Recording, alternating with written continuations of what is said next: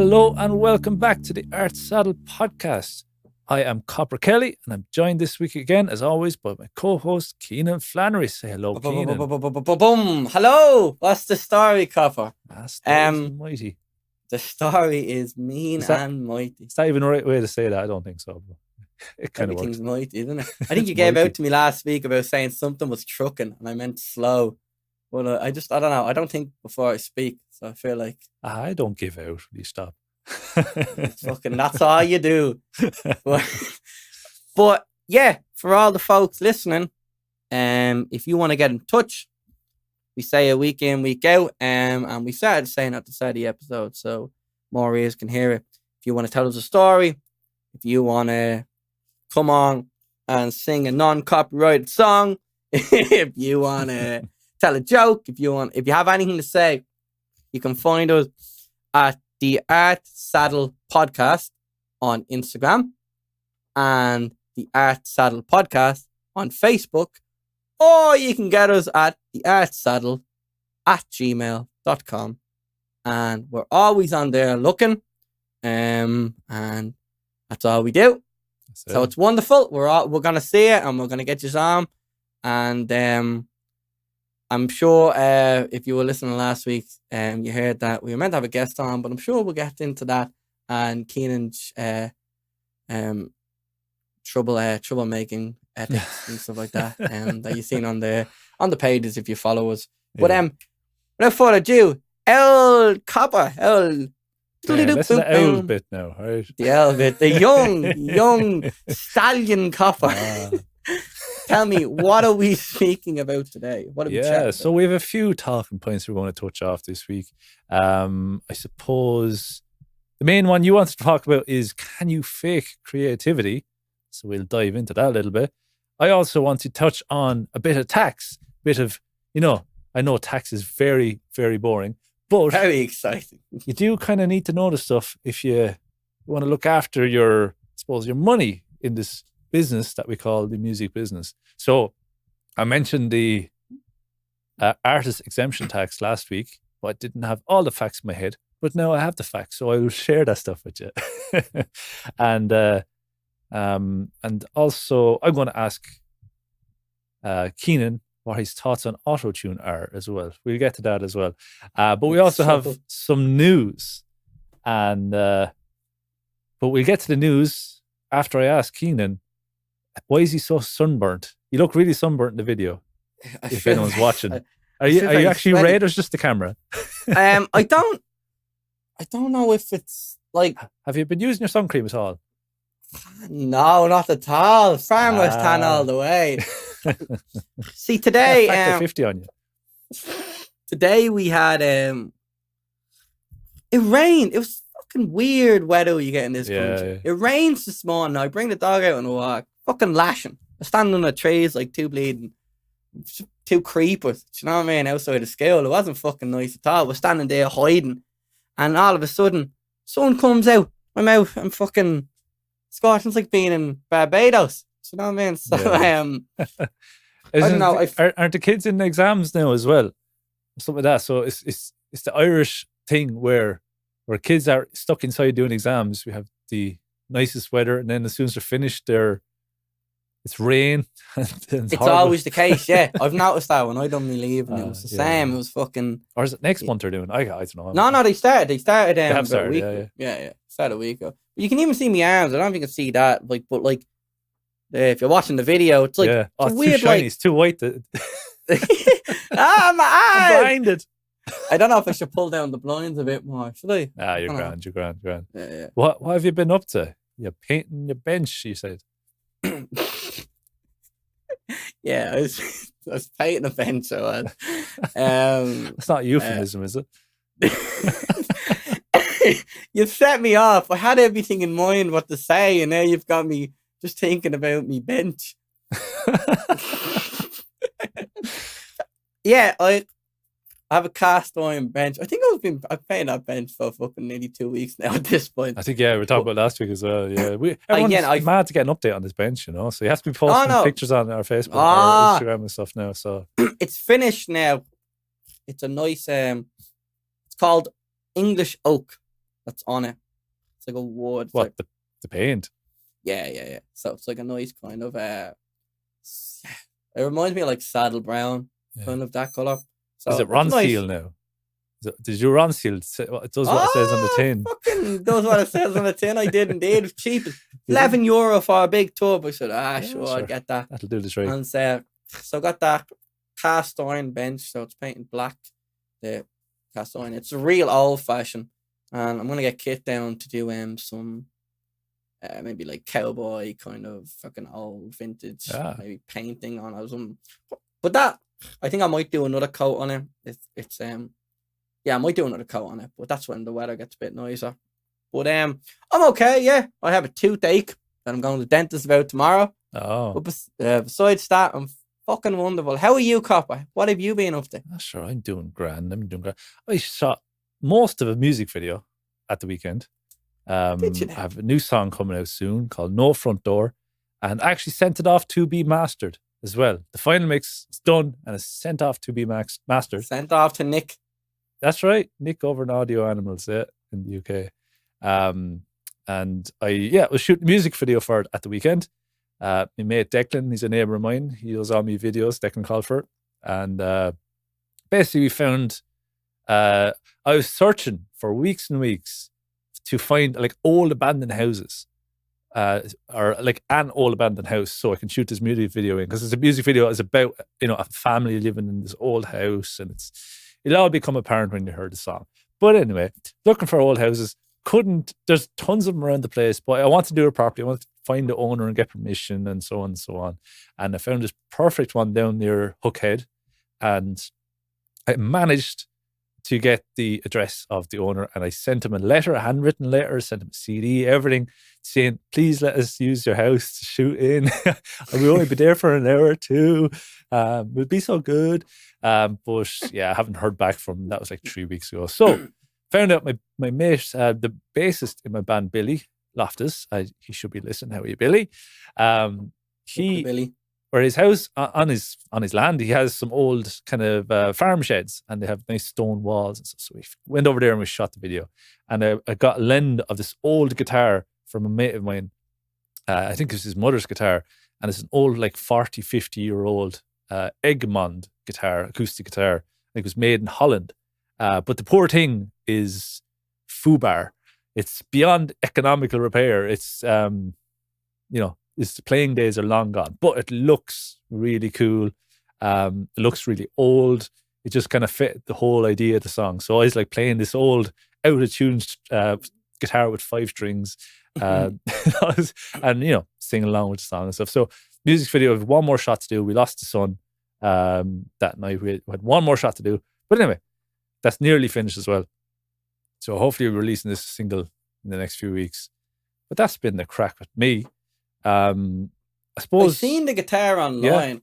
You put up on your socials, and that I think I was like, fucking, I didn't know it didn't play though. Because I was like, I thought first of all I thought it was yours, so I was like, happy fucking day. When I get down to you, I'm gonna be robbing a few shots off that. But it's like just paint is flecking off it. The fretboard is nearly coming off the neck altogether. The neck is bowed. It's actually been sitting in the conservatory for the last like 5 or 6 years. So it's been, exposed to the cold of the winter and the heat of the summer, and that's no bueno for an acoustic guitar or any guitar. No bueno. It's beyond economical repair. It's past its due date, but I made use of it. Aesthetically, it looks cool at least. So made use of it in the video. But yeah, that's the crack. Hopefully have that out soon. I suppose if you want to follow me on the socials, and you'll see it when I release it. When it's out, we can always, this probably should have been set off the record now, but like I always show it in as the intro song on the day of the release. You can. Well, maybe at the end of the episode. We have our intro song as the intro song. That's there for a reason. Yeah, but now, speaking of, the intro song was written and recorded by our co-host Kenan Flannery here, just in case you're wondering where that intro song came from. That's Kenan's doing. That's a fair guy. He had the jaw harp and everything. I can't do the noise. Do you have it there? Yeah. I do. I do and all. Yeah, it's right beside me. Yeah. Well, That's it there. the old It's jaw cool. harp. It has a couple of names. Most people know it as the Jew harp, That's true. but it has nothing to do with Jewish Yeah. people, anything like Yeah, that. yeah. I don't know where. Probably should have looked this up before I said it, but anything I'm saying, it's not like anti-Semitic or anything like that. It just, No. I think it just naturally came to be. It's pretty fun, Great like. sound, isn't it? Oh man, like it's a very particular sound. And I think that's the thing with it. It doesn't work for most things, but when I was making that intro, It worked perfectly. like I done the little banjo riff, and I was like, I'm obviously gonna overlay it with a guitar. I'm gonna do the exact same. But when I go boom boom boom boom boom boom bam, and it kicks in, I was like, that needs like a Jew harp. That needs to be in there. Yeah. You know, so So it works and lovely. when I put it in, I was like, had a real like hillbilly vibe to it. It is. So yeah, that's the intro song is Kenan's masterful work. So fair play to Kenan. But I suppose before we get on to our talking points of the day, we'll talk about our news. So it's news time with Kenan. Welcome back to RTE. It's 5 o'clock. In today's news, let's pour out more water. More water.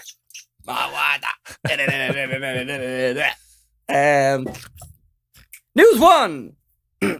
Electric picnic. If any of you folks that are listening from the States or Europe, maybe some people in Europe, because it's one of the biggest festivals in Ireland. But this is mainly for the Irish heads here. I know there's a couple of festivals that have been cancelled this year, and all across Europe, many places have been cancelled. But Electric Picnic is quite adamant. They pushed it back to the end of September. I think they pushed it back 3 or 4 weeks, but they said it's going ahead. They're very adamant that it's going ahead. Yeah.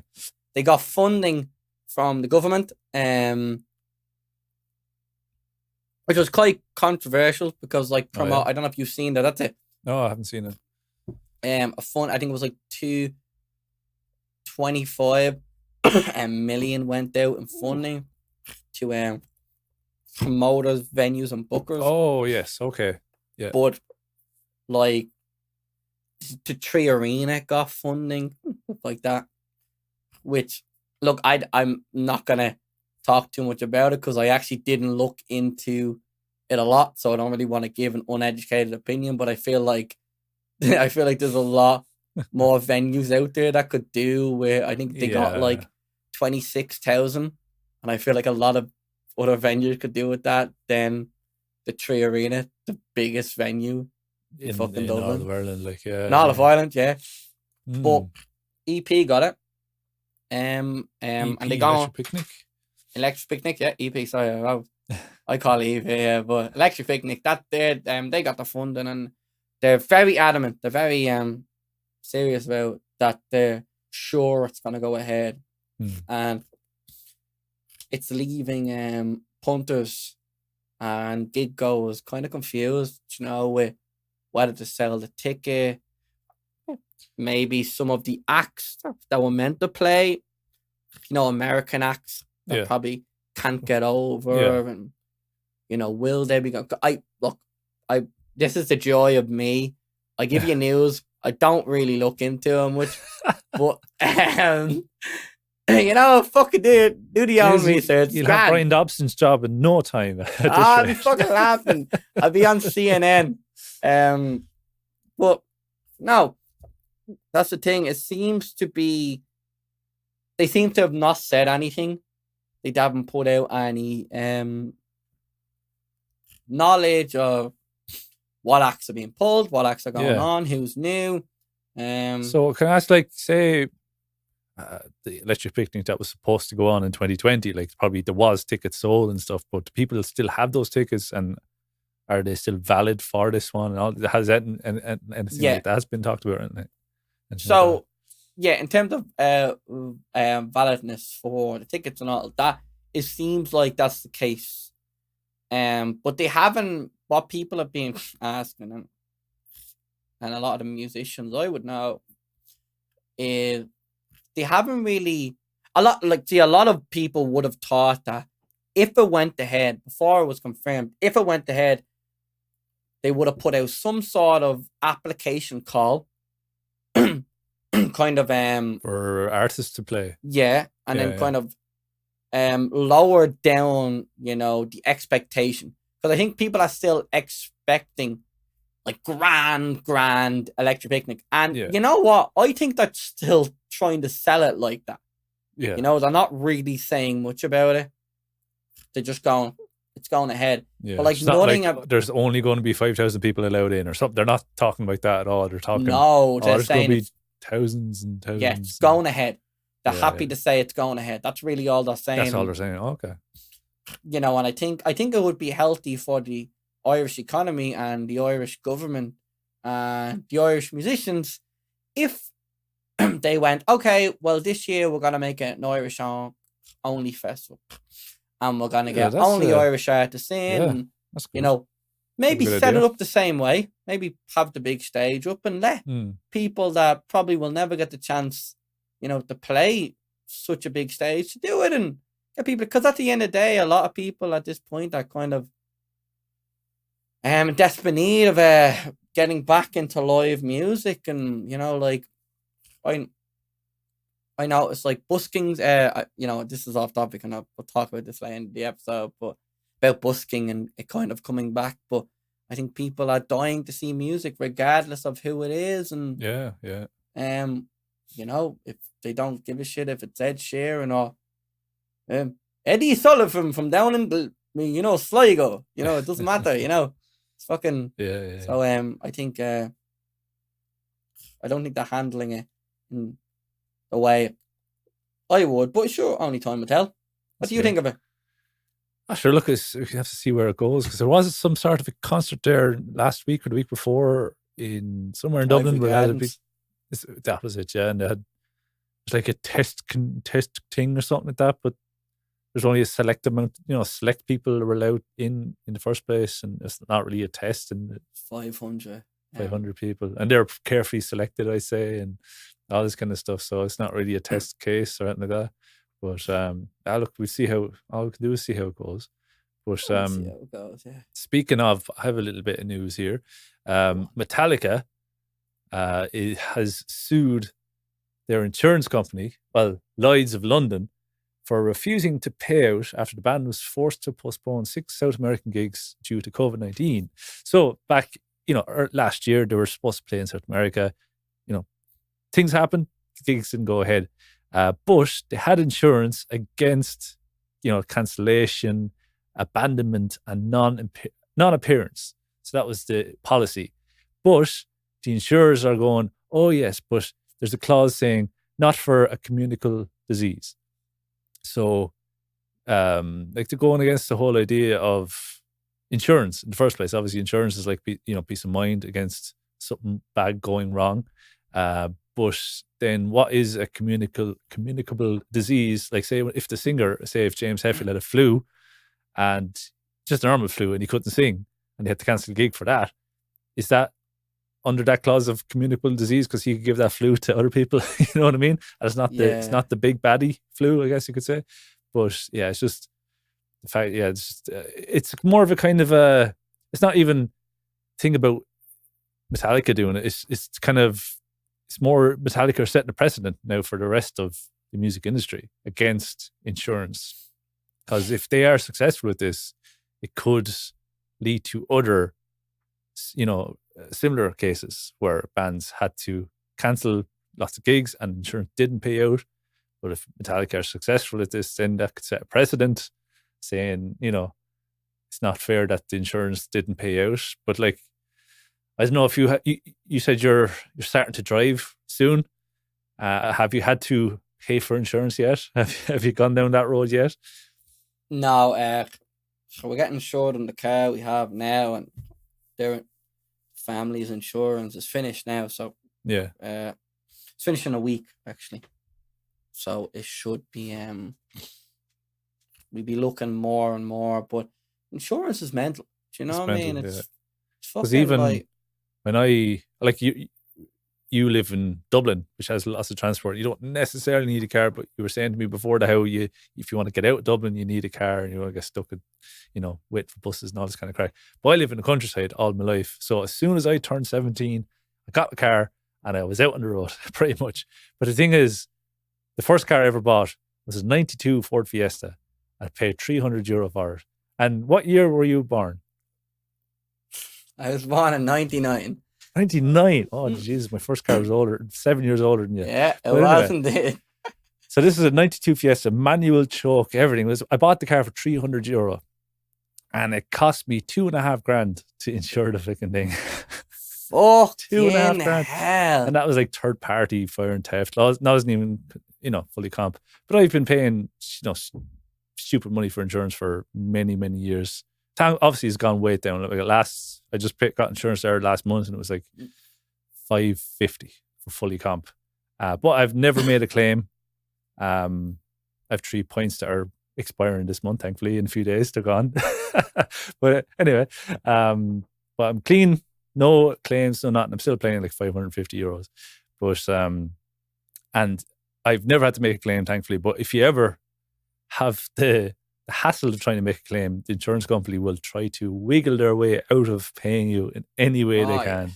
They are like the whole reason for insurance that, you have peace of mind that if something goes wrong, there will be that fallback.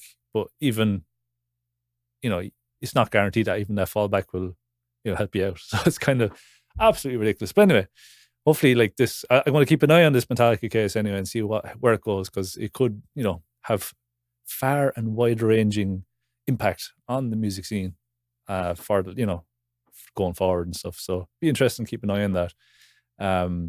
But do you have any other spots of news? I do.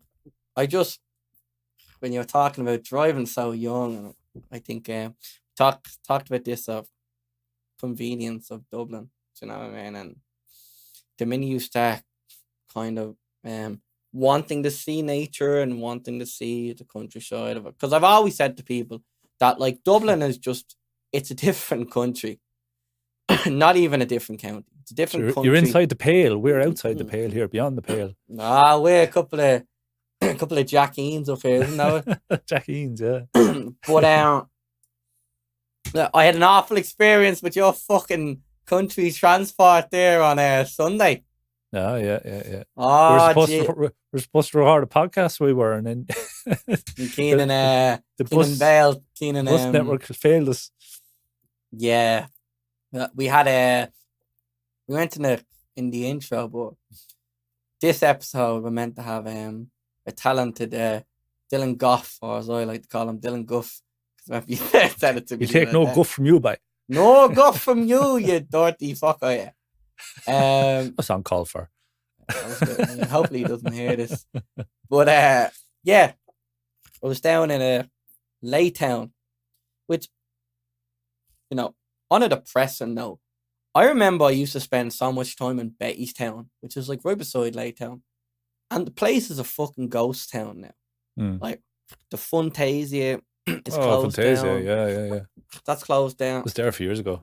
It's closed, yeah, I suppose it would be closed, yeah. And it's heartbreaking to see like all these small towns that, they were never like financially great, but they were lovely places, very peaceful. And I can see, unfortunately, Laytown's quite small, it's like, and hopefully it kind of, it's quite solid community in terms of, I've noticed that when I was down there after I got the phone off the phone with you and had a pint, and the locals are a bit they can be territorial at best, but winding a couple of dubs up.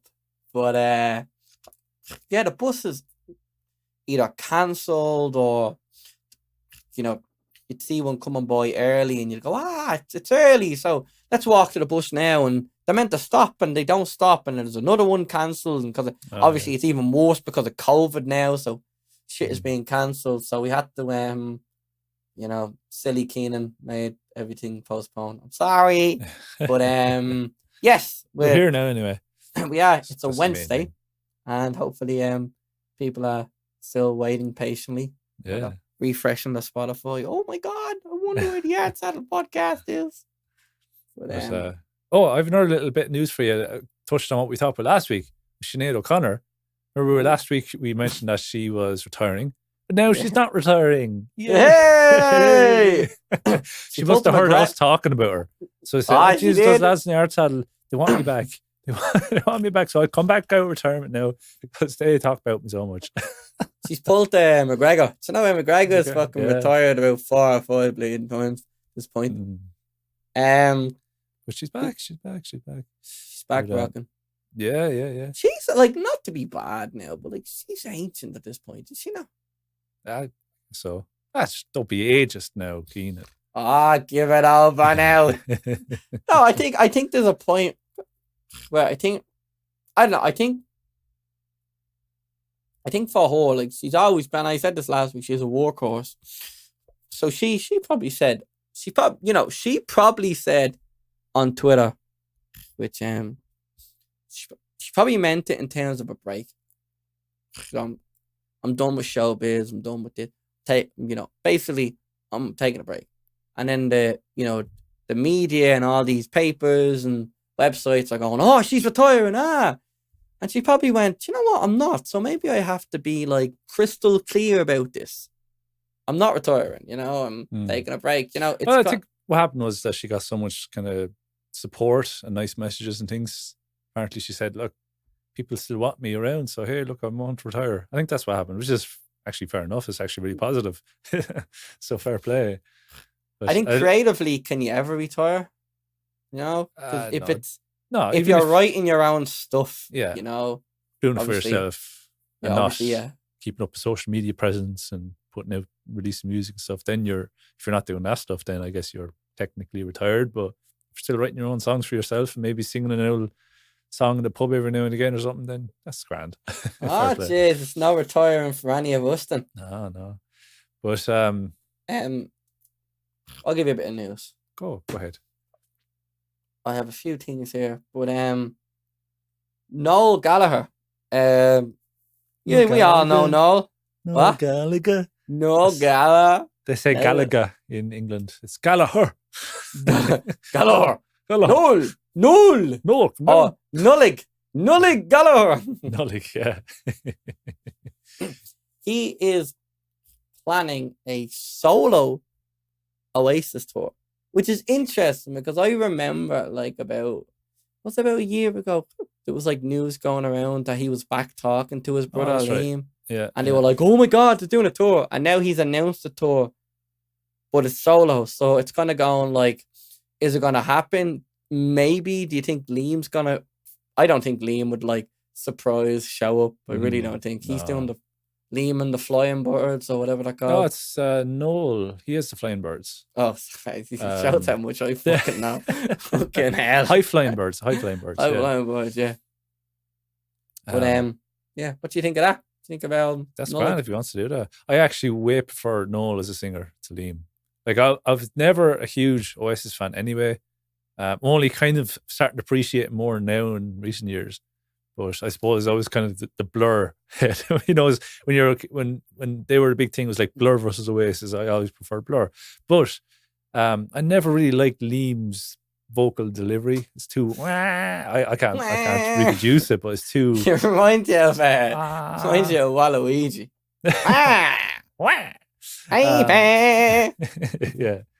But I like to say Wonderwall. A great song. I much prefer when Noel sang it. It just sounds, I don't know, he has a better way of delivering the song. Yeah. So if he wants to sing these Oasis songs himself, I'd prefer to listen to that than I would to Liam. That's just my preference. So there could be people listening to this now screaming at us, hey, you don't know nothing. You don't know nothing.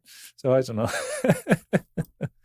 Wasn't for me, I think Oasis were the last kind of like party rock and roll band. Like, this whole like causing fucking mayhem, wrecking hotel rooms, that kind of crazy rock lifestyle. Rockstar life, yeah. I think Oasis were like the last of them bands. Everyone got very well. I suppose it came into the age of technology, so there was phones and everything, so you couldn't really get away with the stuff that you could get away back in the 90s. So very true. Yeah. that's probably a big factor in that. Like say, like Motley Crue back in the day, like they would have had up to all sorts of mischief, but they would not have gotten away with it nowadays because everyone's out taking videos, so that kind of stuff, instantly shared to Instagram or whatever. So they'd be cancelled fairly quickly, I'd say. But yeah, that's good. But I want to move on to an issue of tax. Let's talk about tax, baby. Let's talk about you and me. So, like, I'm, obviously, the music business is business. And if you want to make money in music, you want to kind of know what you're entitled to. And this goes for general life as well. You kind of want to know what you're entitled to tax-wise and all this kind of stuff. I think I've only kind of getting into this kind of stuff in the last few years because you don't really learn this stuff in school. It's not really taught to you. And it's like, all these people with a lot of money in the country, they know all the tax loopholes and this, that, and the other exemptions and, grants and all this kind of stuff. But the general Joe blogs don't really know about this kind of stuff. So I'm kind of learning, and hopefully I'll share my information as I learn with you as well. But this is to do with musicians. So if you are a musician in Ireland, you are, okay, I'll actually read it out. If you want to go see what I'm talking about, if you go to revenue.ie and look for this artist exemption. So if you are looking to apply for it, that's where you'd find it. So basically, the overview says, income you earn from the sale of your artistic works may be exempt from Irish income tax in certain circumstances. So we may make a determination that certain artistic works are original and creative works generally recognized as having cultural or artistic merit. And revenue can make determinations in respect of artistic work in the following categories. So books or other forms, writings, plays, musical compositions, painting or other similar pictures, and sculptures. And basically what I'm getting to is if the revenue make a determination for a piece of work, you are deemed to have an artist exemption from the year in which the claim is made. This means that income up to a maximum of €50,000 per annum per year from these works are exempt from income tax. So as a musician, you have to apply for it first, though. You have to go onto this website and actually make the application, which I've yet to do, but I will, and you should too, Kenan. But if you are a musician and you're making money from your musical works, or you're an artist, you're a sculptor, you're a playwright, you're an author, if you're making anything of cultural and artistic merit or significance, then you could be up for getting 50,000, not for getting 50,000, for being exempt for paying income tax up to €50,000. Of course, if you make more than €50,000, you will be, you'll be taxed on whatever you make on top of that 60,000 or €50,000. So definitely, everyone listening, if you are a musician or artist, whatever, go on to revenue.ie and apply for this, because you never know. So basically, when it comes to, it will be a case you have to declare your earnings and so on. But if you can prove it's from, gigs, sale of music, sale of a painting, or whatever it is, if you make €50,000, we won't have to pay tax on it, which is fantastic, I think. That's interesting, because part of me was kind of like, in terms of like creation of product and kind of sculptures and like selling stuff. To me, when I first started listening to you, I thought it was just a way for the government to get you into the system. Look, let's be honest. If you ever worked a job, you're in the system. That's it. No, that's the thing. Yeah. But that's why this country doesn't want entrepreneurs and artists. They want PAYE employees because it's easier to control and monitor. I think a lot of artists, if you're listening, your initial reaction would go, well, if I make money off a CD sale I done on the street, why the fuck would I declare it? Yes, that's the thing as well. What's the point? But I think I'm going to look into it, because I'm registered as self-employed. And I would do work and pretty simple. I'd send an invoice off to my boss of what I worked. He'd send me the money, and obviously I do it's called a P11. Every October. I had to do it earlier because I was trying to get grants for college. But yeah, every October you do a P11. You do all your own taxes, and they did. I had to pay taxes on what I made. Even though I'm a musician, I have to pay taxes. But when I look into that, because I paid taxes, and I think the only reason why I paid what I paid was because it counts your social welfare, which, currently at the time we're in now, social welfare, is a load of things as well as the PUP, the pandemic unemployment payment. So if you're on that, and it's kind of weird doing self-employment stuff, self-assessment, because you're trying to remember. You're trying to remember what the fuck you made. What did I believe to make this year? So now we're trying to monitor, and obviously the way PUP jumped up and down, went 315 and kind of went around and stuff. So it's kind of hard, but no, I definitely will look into that in terms of. Look, this won't be, like you said yourself. Why would you declare? You sell one CD on the street. Are you going to declare that? Probably not. You know what I mean? But if it is a case where you can become very popular and you start gigging and you're actually starting making decent amount of money and you don't have to, work anymore or whatever it is, then you will, they will require you to declare that. They're not going to come knock on your door and say, how much did you make this year? You have to declare. But if you don't declare, you could end up getting caught. You could end up getting audited, all this kind of stuff. You always hear of musicians getting in trouble, especially in America with the IRS and the tax. Was it 50 Cent got done for tax? Stevie Wonder, was it Stevie Wonder or was it Ray Charles? I think it was Ray Charles actually. He got done for tax, and Willie Nelson got done for tax. There's a lot of musicians got done for tax because they didn't know they had to declare things and all this kind of stuff.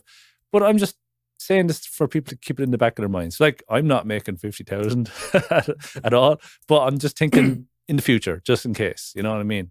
So even if you make, €1,000 a year, you do, and if you do declare it, you want to make sure that you apply for this, and so you don't have to pay tax on that €1,000. Because as it stands, capital gains tax in Ireland is 33% of your earnings. Yeah, it's fucking insane. So if you make €1,000, you have to pay €333 on that. But you do have a tax exemption. Everyone has a tax exemption up to €1,270. So for the first €1,270 you make in, say, profit on selling, say, stock, shares, crypto, anything like this, that first €1,270 is tax-free. Anything over that, then you're charged 33% capital gains tax. So if you're a musician and you happen to make €50,000 and you don't declare on this, and you do declare that you've made €50,000 and you don't apply for the artist exemption, let's say, you could end up have to pay 33% of that money instead of nothing at all. So it just is something to apply for to be safe, I'd say. I'm going to apply for it anyway. So it's mad, isn't it? Yeah. This it's just country, and I'm only learning this stuff myself. I'm 32 and I only started learning this stuff in the last year or two. I had to look into it myself and start learning this stuff because I wanted to get on top of me financials and, make sure I'm doing things right and not going to get caught out in any way and stuff. Because, as musicians, we're not very business minded. We just want to get on with the music and get a vibe going and have fun. We don't want to think about tax and insurance and all this kind of crack. You know what I mean? But at the same time, in this day and age, you kind of have to, especially seeing as if you don't have a manager or an agent and all this kind of stuff, and you don't want to leave too much in their hands because, there has been a lot of stories in the past where, musicians have been ripped off by managers and agents. And I think about Elvis Presley and he's what's it called, Colonel. What's his manager's name? He's Colonel something, and he wasn't a colonel at all, but he took like 50% of all Elvis's earnings, and Elvis couldn't tour outside America because the manager had some like criminal offenses that he couldn't travel outside of America, so he wouldn't let Elvis travel outside of America. All this kind of crazy shit. But anyway, I have a question there for you that's yeah, slightly off on that. But you mentioned about if you have a manager and you don't want to get messed over on that. What is your thoughts on? Let me rephrase that. When do you think it is appropriate or it's the right time to get a manager or get a management? Because I've noticed now, and it's almost becoming a pandemic, ironically, of artists having, fucking 1,000 followers on Instagram, but having a management and like being like signed to a management or like, and I know like sometimes obviously you have maybe like kid stars or you have like someone that's been on like X Factor or something. I get that because that's kind of, the whole, but some people will go, well, my plan is to get a management and then release music through the management. And it's like, I don't know, man. I feel like, what's your opinion on that? Well, I suppose like I don't have a manager myself or anything like that. I don't have a record label or deal or none of this kind of crack. I'm completely completely independent, such same as yourself, Kenan. Like, in this day and age, we have the technological means to make our own music and distribute our own music and promote our own music in such a way. But that only goes so far as well. You do, like a record label they have a promotional, juggernaut behind them, and they can promote you to the upper leagues and get you onto the Late Late Show or whatever, you know what I mean? But I suppose what I would probably want, like what I would need in order to, progress my music career more would be, say, a booking agent in order to get me gigs and maybe get me interviews on radio shows and things like that. I wouldn't necessarily need a proper full-on manager, I guess, because I can manage a lot of my own dealings myself. Because I think that's important as well. If you do want to make any sort of money in music, you have to have a lot more control. You have to, have your own publishing, your own control over your own music. If you write your own songs, obviously, you have to own your own copyrights. All this kind of stuff. That's how you make money in music. If someone else owns your copyright, you make pittance. If someone, some record label gives you an advance to record your album, you have to pay that back. It's more of a fancy loan than a payment. So, and then you end up making pennies on the dollar, whereas they're making the rest of the dollar. That kind of thing. So I like to have a lot more control over my own dealings in order to hopefully make some sort of money in the long run. But I'm not counting on it, whatever. But I'm nicely set up in case there is a chance to make money. You know what I mean? Yeah. And I get the fair share for all the work that I've put in.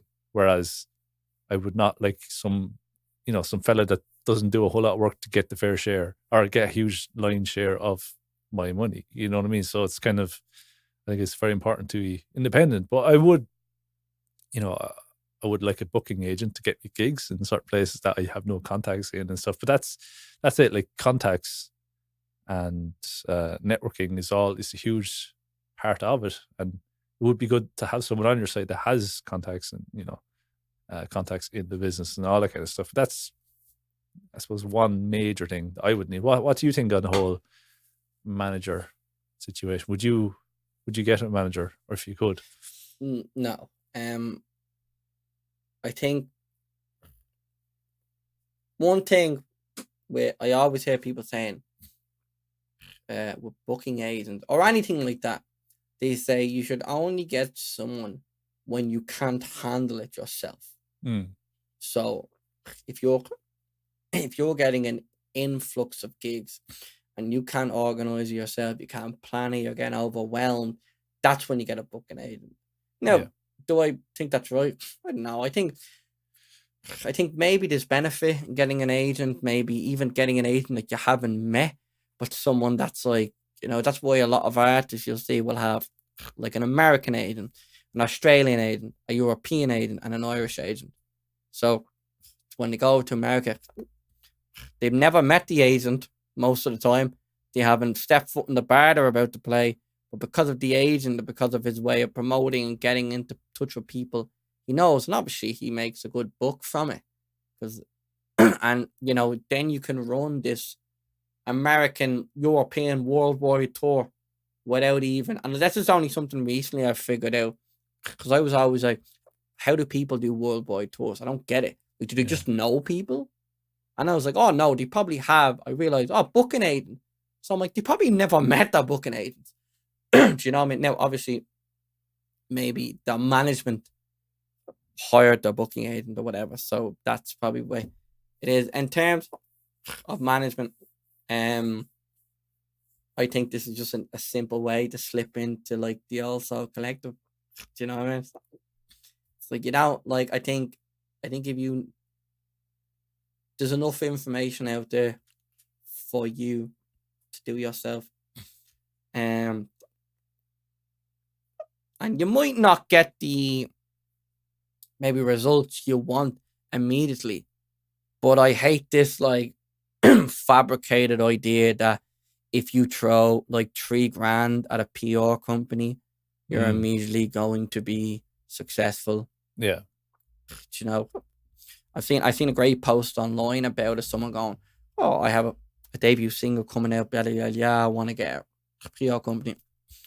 And all these PR companies are sending in details for the girl or the man, whoever it was, to get in touch with. And someone in the comments went, basically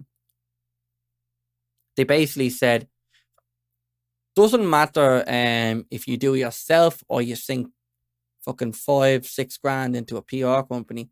If you're known or no one knows you, how are you gonna fucking get any play? Like, do you know what I mean? Yeah.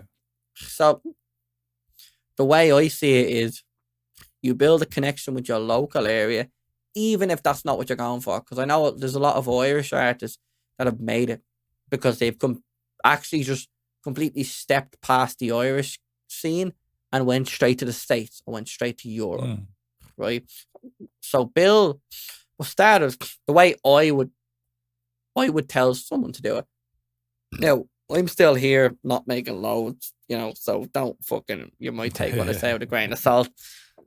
But it's build a community with your local area, local radio stations, local reviewers, local artists. Who would do them artists know? Can you get in touch with the people that they know? All that stuff. And then build a community. Whether it's a couple of mates, whether you have what we got going with the collective, where it's a couple of artists, where like none of us are managers or none of us are bookers. But we all know, we've been doing it, doing it long enough to where we know email, we know ways towards stuff. We can use stuff. And I've always said this, like, I know a few people haven't used it, and but I've said, like, if anyone wants the access to the email, it's there. Now, if you want to email through a different, this is a little voice for anyone out there that, it might be a bit of a ballsy move, but if you're emailing, depends who you're emailing. If you're emailing someone local or whatever, that's fine. Email them through your own account.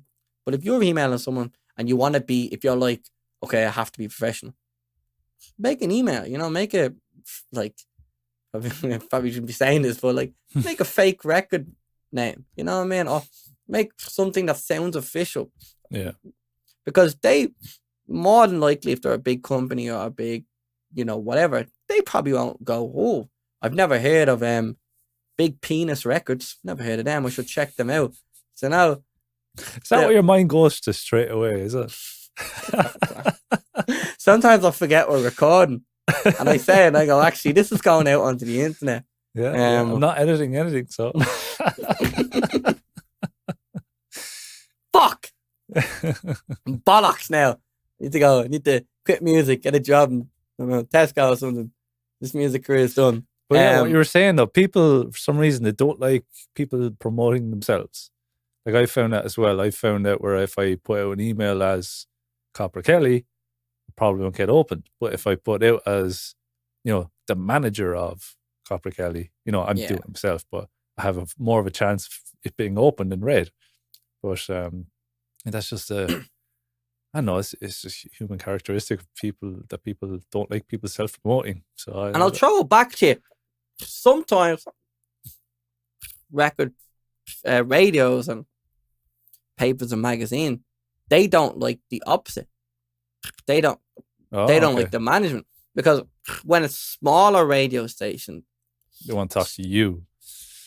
One thing with that, and another thing is you'd be surprised the amount of radio and TV and paper where if you email them and go, hey, my name's Copper, I have a song, listen to it. They go, cool, we're going to play it. You go, thanks. Yeah. And typically managers, when you have a manager, they're looking at all the financials of stuff. So when you, even though it's you going, hey, I'm Copper Kelly's manager, when you email it to a small radio station, sometimes people can panic. Sometimes people can go, oh, I want to play it. It's a good song, but like, what if they want because you'd be surprised. Like, I know we're talking about not knowing much about royalties and we're learning, but a lot of these radio heads and a lot of these like paper heads, they haven't a fucking clue either. They just see a manager and they think, oh, this is professional. Maybe they're looking for something from me. So then they kind of go, sure. It's now. I think for me, my go-to is if I can find a readily available personal email, it's usually kind of a smaller station or smaller paper. Email them personally, and especially with papers and TV things, you can be a bit more personal. If it's fucking something local, you can go, well, I'm local, I'm an artist, I'm upcoming, only down the road, me nanny used to read your paper, whatever. But if it's like fucking RTE or the Sunday World, like, they want a story and they want, something that, bam, they don't want to, talk about someone upcoming, unless you're upcoming with some dramatic thing that they can promote. So using the professional manager thing, when they see manager, they go, okay, well, this person has already done enough. They've already done, quote unquote, successful enough that they have a manager. And then depending on how you word the email, you can, you ever hear like Eminem's thing about like how he writes raps? And I use this in when I'm writing press stuff as well. And hopefully I'm not outing myself.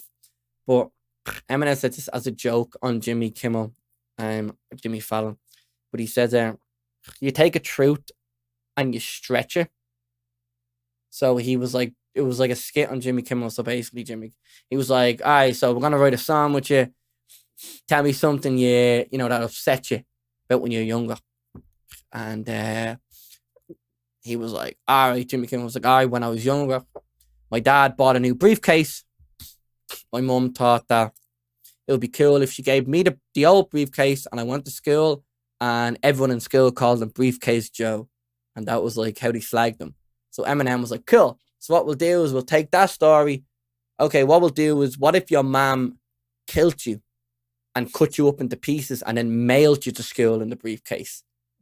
And like, it's funny, but it's also kind of, if you take the kind of message of going, all right, well, if you want to catch someone's attention through press, and this is, if any artists out there listen, take what you are as an essence and stretch it out, really, really dig your heels in and push yourself. Because I feel like sometimes as an artist, we think that if we just get a manager, they'll do everything, but it's like, you need to learn to, because once you start learning to, obviously not fabricating shit, But No. taking stuff that you are and pushing Yeah. it, you realize that you're a fucking dime in a dozen, and people want to hear that. People want to hear it, and if you have that bit of confidence, you go Yeah. a long way. I suppose what you're saying there as well, you could say that, I suppose, as Irish people, we are afraid to, I suppose, blow our own trumpets. We don't want to go, look, I'm only doing this, and it's not a big deal, So, but if you want to promote yourself and get played music, you have to kind of, big yourself up a little bit more than you're maybe comfortable with. So you have to kind of sell yourself, I guess, in a way.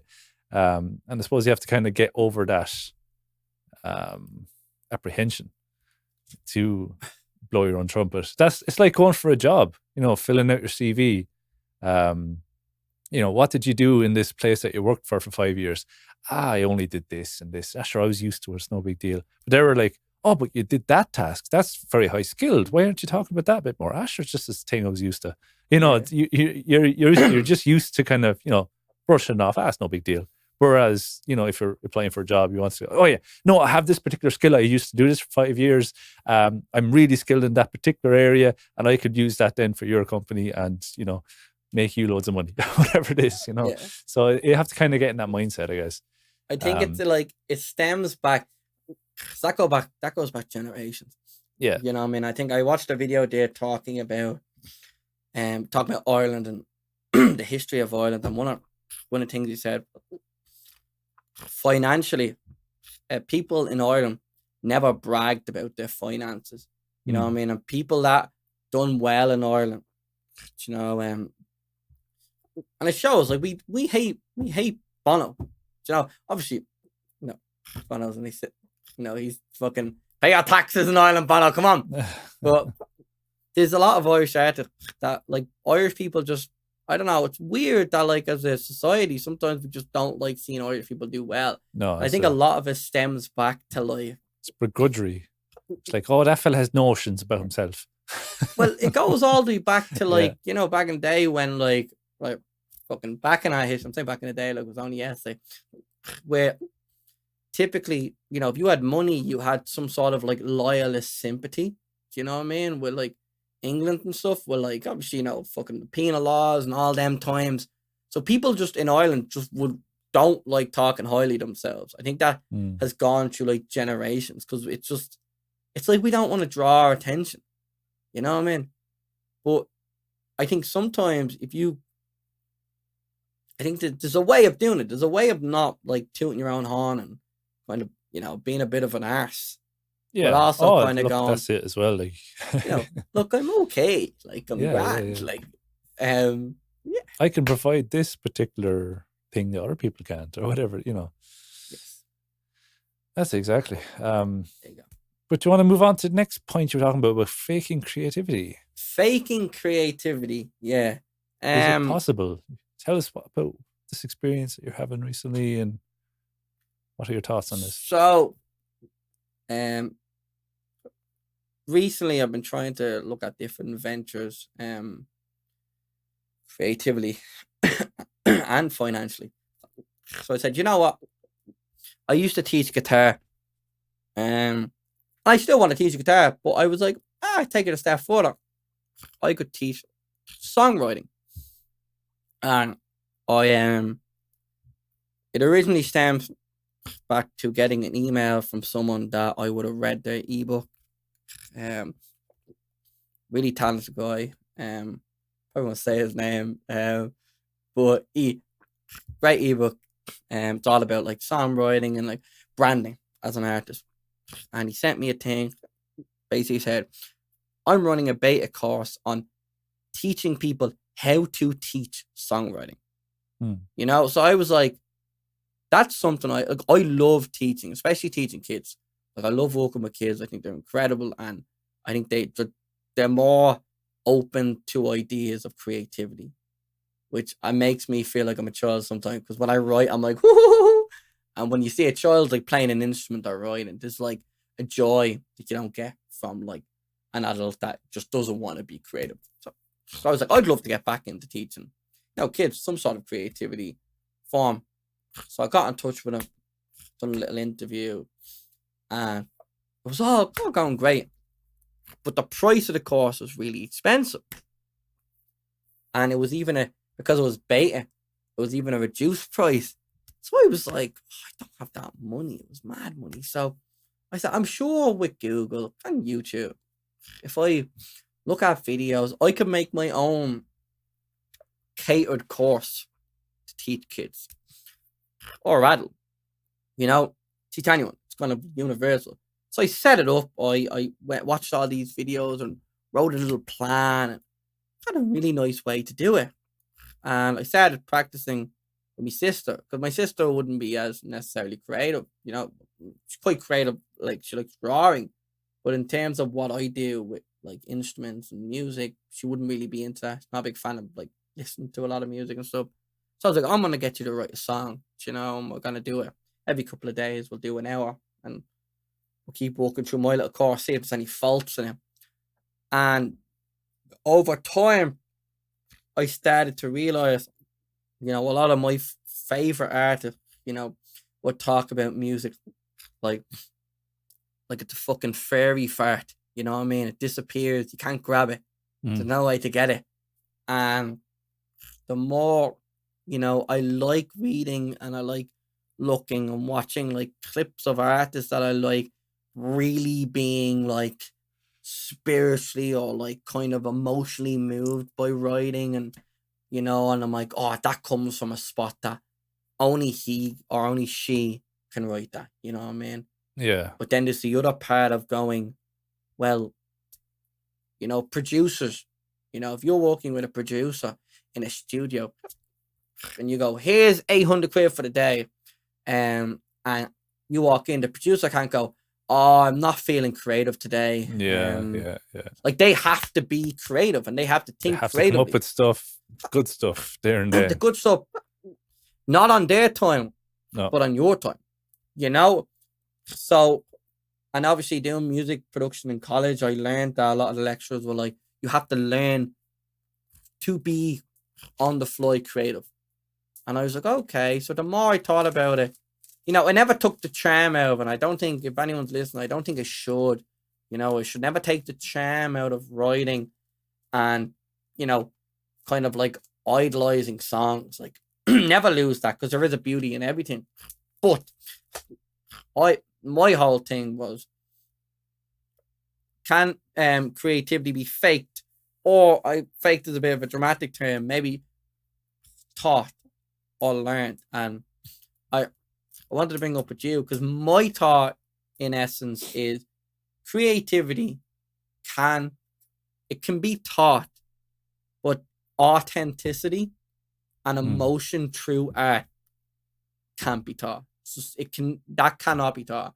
That is something that, like, anyone could have written folk songs like Bob Dylan, but no one could have written them. No one could have written the song Bob Dylan wrote. Yeah. Same with like my favorite artist, Townes Van Zandt, or It has to be in a certain headspace at a certain time, a certain place in their life, in a certain location to come up with that idea. And they have a story. Yeah. There you go. They have a story that they wrote about. But as you said, depending on the place they are, they wouldn't have that story if it wasn't for that place. They wouldn't have that story if it wasn't for what they've done the past, for me, 22 years of my life. If I didn't do everything that I did the way I did it, and if anything changed slightly, I probably wouldn't have this song. That kind of butterfly effect stuff. So everything, people go, oh, well, this event that happened, I wrote this song about this event. But in essence, you wrote it through you, based on the past 22 years and how that led up to this point, or whoever you're on it. I know that's kind of like getting mad, like hippie at this point. I think I've said not to be hippie in every episode we've done at this point. But what's your opinion on that? Oh, God, get away from me. So I suppose creativity on tap. Is that like, you mean, like, is it possible, you're saying? Well,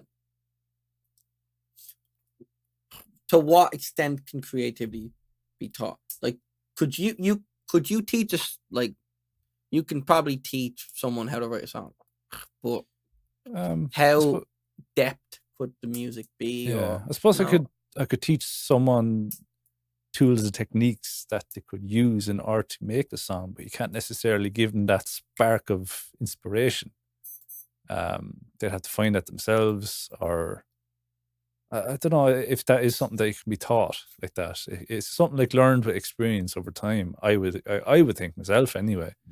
But you can always teach them tools and techniques and stuff in order to put pen to paper and get lyrics out and rhyming schemes and meters and iambic pentameter and all this kind of stuff. So it's all techniques that can be taught, no problem. But yeah, it's that creative inspiration. Like you could probably teach someone to maybe change the perspective on things and look at things in different ways and maybe get inspiration that way. But I suppose it's hard to actually teach creativity. It's I like something the you have to last thing kind you of said discover. there about perspective of stuff, Yeah. and I think that's like can be kind of done with dialect. If you get someone to think about dialect and the words they use and use it in a different way, like Yeah. it's raining outside, or it's the sky is crying waterfalls. Guys You crying. know? Yeah. The Fucking. rain is washing away all our sorrows. Oh, I don't know. And I think whatever. these are things that, especially with kids, it's raining, and that's it. That's all that is. Water coming out of the sky is rain, and then, over time, kids are inherently creative. It's the reason why they ask so many fucking questions. All the whys. Why? There's a point where, adults that stop being creative, stop asking why, and take it a step further. Kind of get annoyed when kids ask why. Or just true. is. Why? Yeah, it just is. Yeah. It just is. Stop asking questions. Well, why is it just? Yeah. Who made it just? Yeah. You didn't make it just. You're just accepting it is. Mm. And this kid doesn't know left from right, up from down until you teach them. And then you teach them it's raining, and then after time you can blow their fucking mind by going, well, it's raining, but what do you see it as? And they go, well, it always looked like someone was crying. It's like, I guess that's what it is. Yeah. And then you have it in a song, and then all of a sudden you start linking that with emotions and going, well, crying is a sad thing, or this is a sad song because, this is a sad song because someone is crying. The sun is smiling through the clouds. Then you're like, whoa, there's a bit of positivity into this song because there's this line, the sun is shining through the cloud. You can help people write that. You can say, they can go, oh, it's sunny. Let's write a song about the day you went to the beach. Oh, it was sunny. Was the sun smiling? Oh, yeah. But then the minute you leave, it depends on how, as you said, you can teach them to write a song, give them techniques, but that authenticity of really thinking about an event, whatever you're writing about, not going, well, I went to the beach. Okay. I went to the beach. Like if you teach them right, that's where like their true authenticity and true depth comes in, and they start going, okay, well, I was at the beach, but like, I remember the sand, blowing in my face. It was very salty, and the ocean was really warm, and it was like getting a hug, and then they start thinking of this, like, a lot of people would typically call it outside the box, but I just think it's a bit, I think of more of a swerving. Do you know what I mean? Because everyone thinks on a narrow road. This is how it is. The road is like this, but like, you haven't turned your head. You're looking straight. It's raining, sunny. Right, look to your left. What's over there? Oh, just fucking. Oh, that's and you start as you look around, you start being more aware of your surroundings, and all of a sudden, you start grasping things and putting together the way they're not typically put together. So that's my view on it, man. I think But I remember when you mentioned faking creativity earlier, I instantly went to AI in my head. It's like, is it possible to fake creativity nowadays? Have you heard about recently, someone fed in like every note and lyric that Nirvana ever played into an AI, and that AI then created from scratch a Nirvana type song. And when you listen to it, it's like, oh shit, that could be a Nirvana song. Like the lyrics don't necessarily make sense, but they're, it's in a proper meter and the tone and everything. It's like, oh shit, that's, could be the thing way things are going. Like music is just going to be created by AI. So it's something to think about as well. It's a future. Obviously, look, it's not going to have the human touch, but it's, Yeah, I think it all stems from that. I think people, like everything, people tend to think of like solutions for now. Like people are going, well, if we put in like unmanned cash registers or whatever, change will always be right. People won't have to wait. But then it's like, well, I love going to my local shop because I always run into the same fucker. You know what I mean? You start chatting.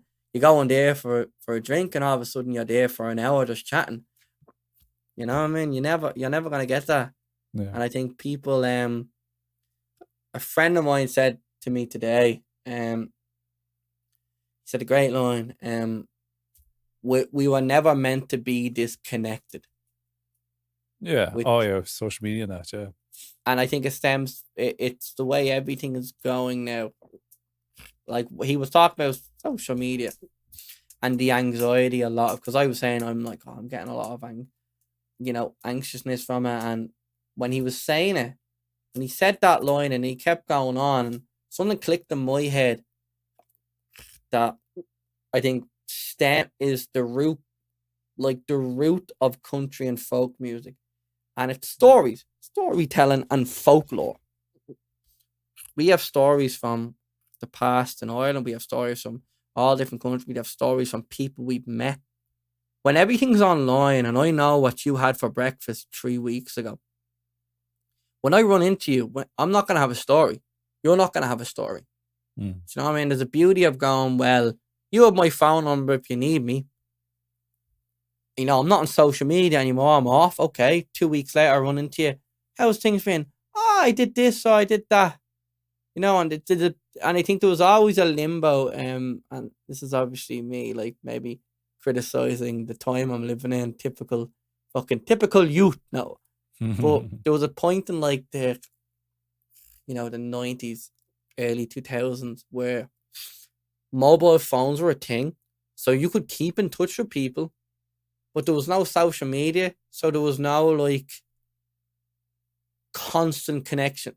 So like, I could ring you if I really, really needed to, or I could just run into you, and it could be really nice because I could be having a bad day, and I run into a friend, and it's nice, and it's sporadic, and it's not, with social media, you feel like you always have to plan everything. I don't know, I might be going off spit. Like, as I said, I keep forgetting to record, man. But anyway, we're nearly coming up to an hour and a half. So I said I'd ask you this quick question. What are your thoughts on auto-tune? For people that obviously don't know, might not know what auto-tune is like pitch correction on vocals. So if you sing out a note, you can basically just grab that note, bring it up to the right note, and the listener might not even notice. What is your thought on auto-tune? Have you used it? What's your experience with it? What's my thought on auto-tune? First of all, I want to say, if you're watching on YouTube, I'm sorry.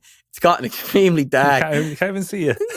And I was going to get a Have you got a room light? Turn on your room light. That'll help. That's the thing, but I was like, what's the point of getting up and fucking turning it on right at the end? Oh, there we go. There we can see you. I should have done that an hour ago. Now we can see it. Perfect. There we go. But in terms of my opinion on autotune, first of all, I want to say that, like anything in like the mixing and like editing world, it is a skill. You know, I've messed with it a few times, and it's always been painfully noticeable. I know you have like, I know the industry standards is a thing. For anyone listening, it's a thing called Melodyne, I'm pretty sure. Yeah, Am I Melodyne right? is one of them, and then you have Antares Autotune is another one. I know Yeah. Melodyne is the one that they would typically use on stuff that isn't necessarily like hip hop or heavily auto-tuned stuff. Like if you're doing, it's the more subtle one that you wouldn't want to notice the difference. Yeah. And I've done that. Used a bit of that in college. And I've messed around with like the really mad fucking shit. I've never been able to get it to sound really natural. And other people that have used it and other people that I've seen using it, I think personally for me, I like rawness in my records and stuff I record, and it does add a polished sound to the vocals, but I don't know, man. I think sometimes the essence of like folk music is mistakes. You know what I mean? Yeah. Sure, that's what a yodel is, isn't it? At this point, yodel's just a mistake. But I think that's why I like kind of doing live stuff and trying to record live, trying to record true without editing too much, because the minute you record like verse by verse by verse, okay, I'm gonna record the guitar for each part, I'm gonna record the vocals for each part, the bass, and do everything sectional. It's literally like recording fucking 4 or 5 different songs, because they all have a start, a middle, and an end. Do you know what I mean? Your verse will have a start, a middle, and an end. And, you know, you will notice, because you're recording it yourself, you will start to notice that it kind of feels like it stops and goes in. And I think when you over polish stuff like that, I like to kind of run through everything, play it all through. And you'll notice some of me stuff will go in and out of time with a click. Yeah. Even if most of the time I don't fucking use the click, because I sometimes would just sit down and record. I think that's like, it's genre specific. And I think a great lad that I'll be talking about, and he'll be on the podcast soon, look, Fionn Griffin. Fionn Griffin uses autotune on his hip hop stuff, and he's kind of, he said he's slowly wheezing off it. I've always said it to him that my thing is just learn what your range is, and learn how to, if you want to push out of that range, practice or learn how to manipulate it. But there's no point going, you know, or if you want someone that's out of the range as a backing vocal, get some human interaction, because, you know, you sing the exactly same thing and you auto-tune it up, you know, depending on the genre, it will sound different. Yeah, it'll sound weird. Yeah, like if you're doing hip hop and for genre, for hip hop or something, they could work. Yeah. But could you imagine like one of your tracks like Jackson? Remember when you done Jackson with Heather? Yeah. Would you imagine if you didn't have Heather, but you had like an auto-tuned version of you like pulled up? This that like just sound really strange. Yeah. Yeah, and I think it loses its touch. And that's my opinion. Fuck auto-tune, we'll delete it. So no. Well, look, I think it has its uses, it has its places, but I've noticed on the Irish country scene recently, there's been a few singles that have come out, and I won't name names right, but by Jesus, you'd notice the auto-tune. It's like abhorrently fucking obvious. It's like you hear the warble in the voice, like, oh my God, that is auto-tune to hell and back.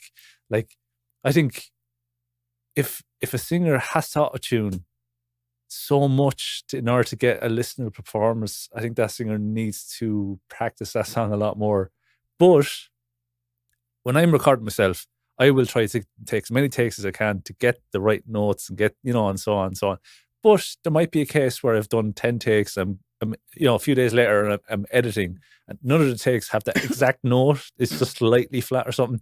In that case, you might just take that one note and just push it up, a semitone, and you're fixed. But if I'm using autotune, it's literally could be one note in the whole song. But I look back at my first album, Worthwhile Waste of Time now, and I didn't use a tap of autotune on it. But I listen back, it's like, oh, I could have used autotune there. It's like, oh, that little bit there. Oh, I could have just touched that up a little bit. But I think if it's a case where you have to rely on it to sound anyway decent, I think, oh, okay, hold on. You have to come back to the drawing board a bit. But it works in some genres like hip hop, perfect. I think Travis Scott, he sings live with the autotune on it, like, all this kind of stuff. And it's just, that's the sound that you kind of know it's autotune. Like T-Pain, he's, I'm on a boat, man. No fast Man, T-Pain. It's so funny hearing his name, man. Like, yeah. Oh, I've been hearing him on podcasts recently and stuff. Really? Is he still kicking it? Dude, man. He's such a cool dude. Like, I thought he was on the Steve-O podcast there recently. He told us, he was saying about how he made $40 million and he lost it all. And he's starting to make it back again. It's crazy. He's an interesting dude. But his vocal style back in the day of his hip hop stuff, it was completely, it's like Cher. Cher, I think the autotune came out in like the late 90s. So Cher got and used it as an instrument and is on Believe, if you believe in love after love, whatever that. And it was completely very obvious, but it's a stylistic choice. Yeah. And say T-Pain has used it as a stylistic choice as well. That's very cool, I think. But if it's a case where you're using it to cover up how bad a singer is, it's like, okay, hold on a second there. I don't mind it being used to just kind of slightly polish the singing, just to use it as a tool in order to maybe elevate a performance in a small bit. But if to rely on it, it's like, okay, hold on now. Maybe the singer should really be able to hit those notes. But yeah, it's an interesting topic, and people have varying degrees of thought on it as well. But I guess you've never used it on your own vocals anyway. Like I don't think you'd need to either, because I know you can sing, like, but I know it's not always the case that, like, I myself, like, I don't always hit the right note every time specifically. Like, there might be one note in the song that might be a little off, so I may just touch it up. But other than that, I barely use it. But I think I said this to you before as a tool about fucking vocal lesson and vocal training, and how, like, you can almost, if you would have wrote 10 singers and you said to me, one of them has gone to vocal lessons, you can almost point them out. They have control, they have power, they have this technique. Look, and I said, music is a personal choice, but I strive for that kind of storytelling, really strong authenticity, kind of emotion, and you can't teach that. You really can't. And if you try, sometimes you get artists, as I said. You mentioned earlier on, country artists, and you won't name names, and I won't do the same. But I feel like there will be a point, man, when we get out. We'll have to talk about when. What is the point that this podcast gets big enough that we can start name dropping people? Because, man, fucking, we need to get this going. We need to get some podcast beef going. You know what I mean? We just have some controversy. We need to start calling out people in the country saying, "Hey, you, fuck you." I'm down to cause problems. Peace and love, man. Peace and love. poke at people. Hey, you. Yeah. But I suppose with that we can. Do you have any more to add, or will we round out this episode? I was just, I think you can't teach authenticity. So, auto-tunes can do so much. That's a wonderful feature, and it's such a creative tool, as you said. It's a beautiful creative tool. Like everything, use it creatively, but you can't really. It's not to be used as a crutch. I don't think. Yeah. But anyway, that has been our episode of the Art Saddle this week. And if you're still listening this far, thank you very, very much. You must actually kind of like what we're doing. So if you do, Make sure you hit like, subscribe, follow, share, leave us a review on any platform you can. Do you believe in love? So you said share, so you got me excited. Yeah, tell your friends about this. Write us in some stories. Write us into our podcast. DM us, slide into our DMs on the socials. I think our email is theartsaddle at gmail.com.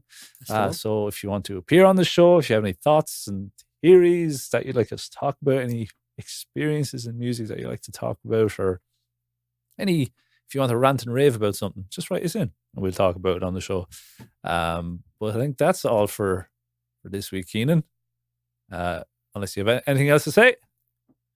No, I think I got a message there from the old Dylan Goff about potential day for the podcast. So for sure the next episode, folks, will be with Dylan Goff, and we'll be talking about nature and art and kind of the link between the two. And it's gonna be fucking awesome. So tune in. He worked in the Amazon, and where else has he worked? The Alps. Interesting.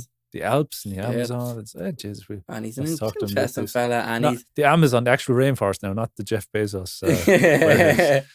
And he's a funny cunt. When I rang him there the other day, and oh man, the slagging still be going, man. I'm looking forward to getting him on now. And yeah, be good crack. Getting it's gonna be good. So it's gonna. I think considering he's the first guest, I don't think we could have picked a better first guest. So I'm looking forward to it. And from me, that's everything. I have nothing else to say, and I'll let Copper knock it out of the park because. Yeah, thanks very much for listening this far. If you're still listening, we'll be back next week. Of course, we have this audio version on Spotify and stuff. We have a video version on YouTube. Make sure you go over to YouTube and hit subscribe. Even if you don't watch the YouTube channel, go over and hit that subscribe button anyway to our channel, because that'll help us out. And hit the like and leave a comment and all this kind of stuff. Interaction and engagement is the name of the game. My good people. But yeah, that's it for us. And we will talk to you next week. But that's it. Over and out. Peace out.